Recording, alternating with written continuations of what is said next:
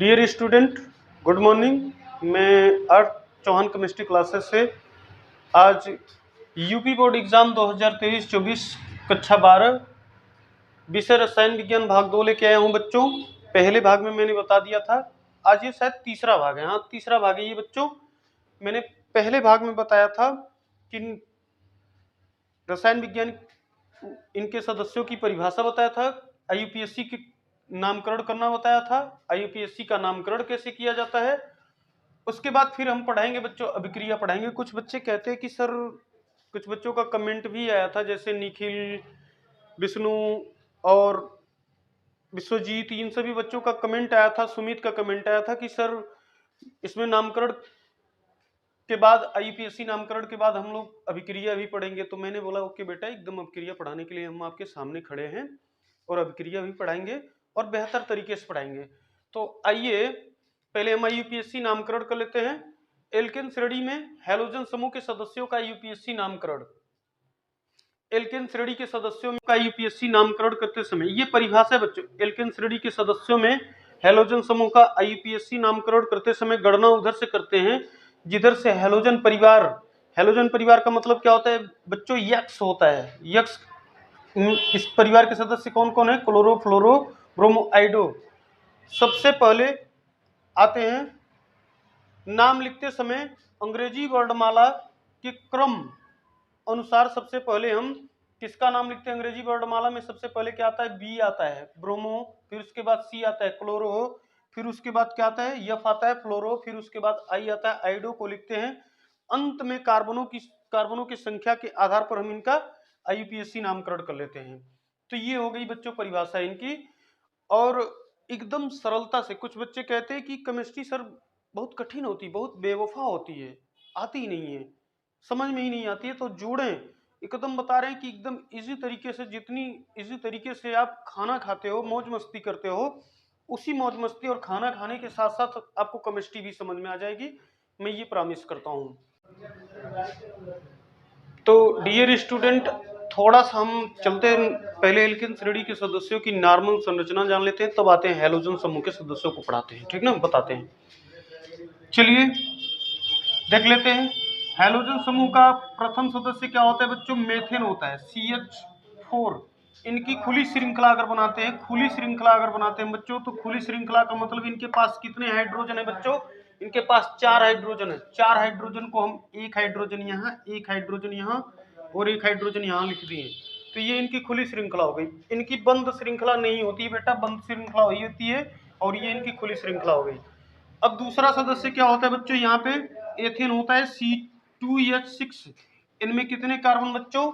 2 carbon, 6 hydrogen. तो carbon single बंद carbon यहाँ लिख लेते हैं, और पहले और दूसरे पे 3-3 हाइड्रोजन कर देते हैं, तो ये इनकी खुली श्रृंखला हो गई। ये इनकी खुली श्रृंखला संरचना हो गई। अब देखेंगे खुली श्रृंखला संरचना में पहले कार्बन पे कितने हाइड्रोजन बेटा? 3। बीच में दोनों के सिंगल बंद है, तो यहाँ दूसरे पे भी कितने हाइड्रोजन है बेटा? 3। तो ये इनका नामकरण करते हैं बच्चों नॉर्मल एथेन। इनका यूपीएससी नामकरण हो जाएगा बच्चों। नॉर्मल एथेन को एन से लिखते हैं, नॉर्मल एथेन।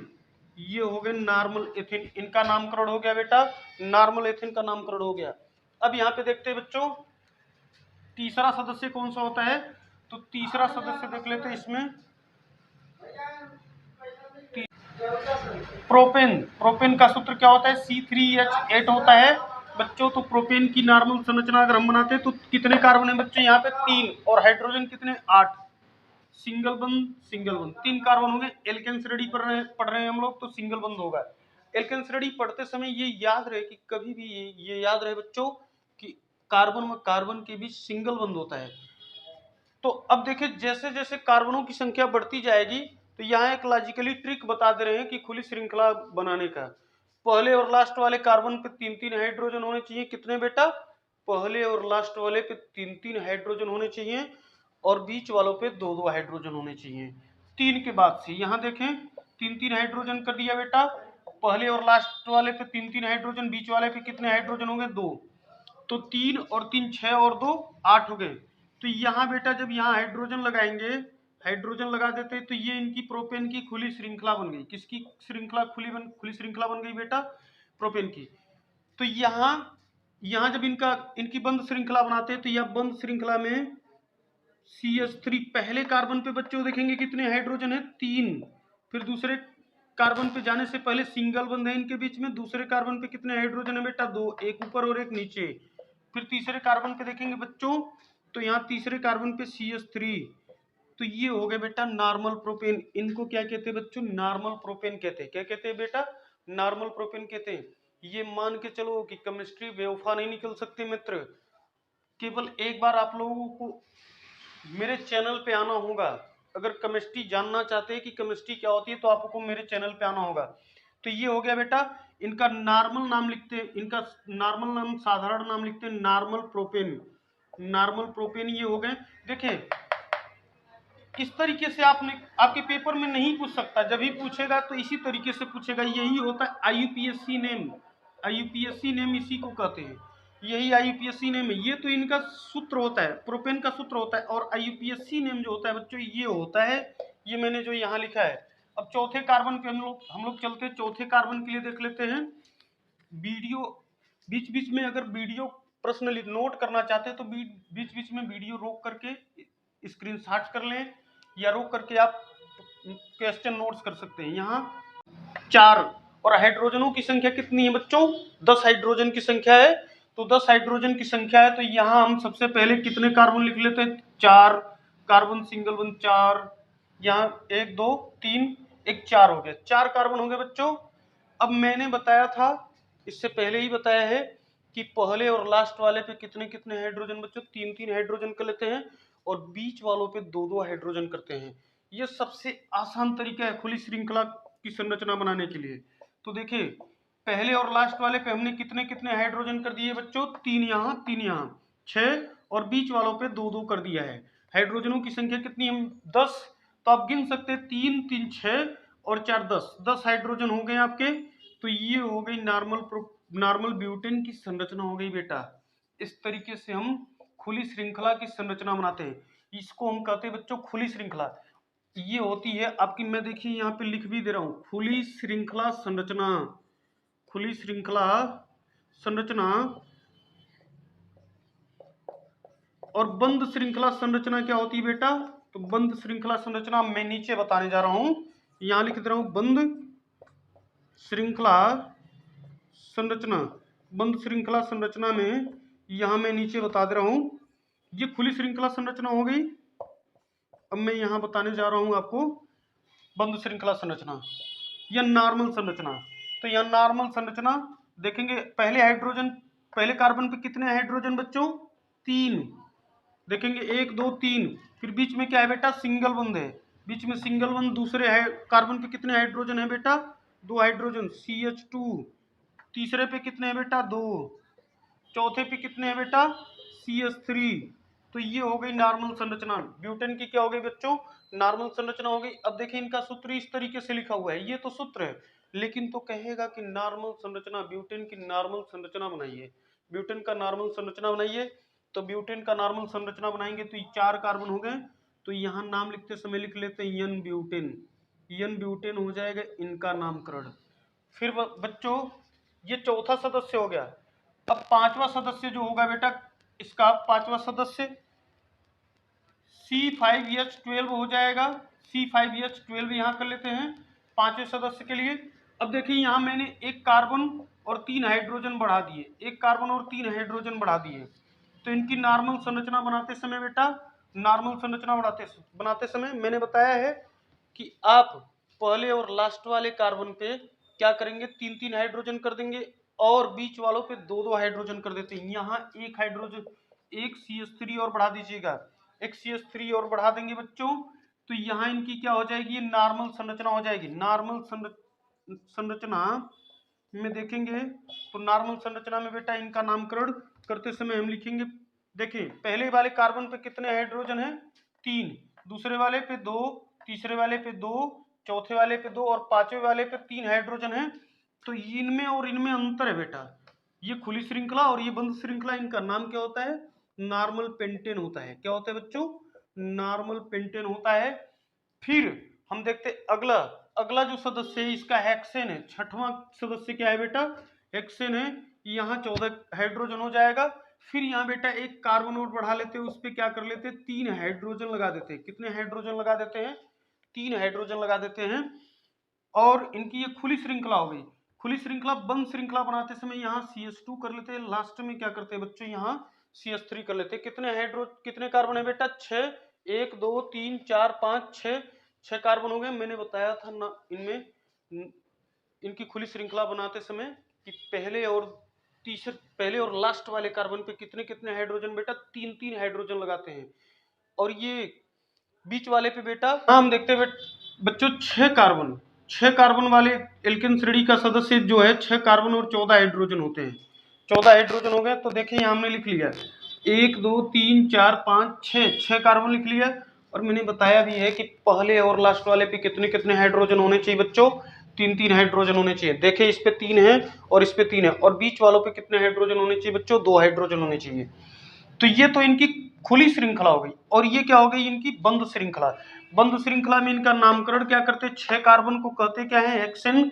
और ये इनकी नॉर्मल संरचना है। नॉर्मल संरचना इसलिए कहा जाता है नॉर्मल संरचना इनको कि इनमें कोई क्रियात्मक समूह नहीं आता है बच्चों, इसी कारण इनको हम क्या कहते हैं, नॉर्मल संरचना कहते हैं। तो यहां लिखेंगे नॉर्मल हेक्सेन, इनका नाम क्या हो जाएगा बच्चों, नॉर्मल हेक्सेन हो जाएगा। ये हो गए छठे सदस्य।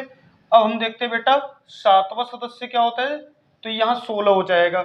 एक कार्बन और हम बढ़ा देते हैं यहाँ पे बच्चों, एक कार्बन और बढ़ा देते हैं तो यहाँ हो जाएगा CH3।